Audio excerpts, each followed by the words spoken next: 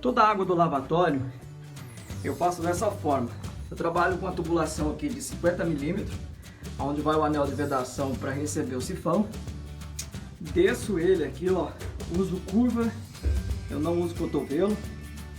Continuo aqui com uma inclinação de no mínimo 1% e descarrego lá, ó, na caixa sinfonada. Essa parte aqui é a parte que mais dá problema, entope muito porque pelo cabelo, pelo de barba.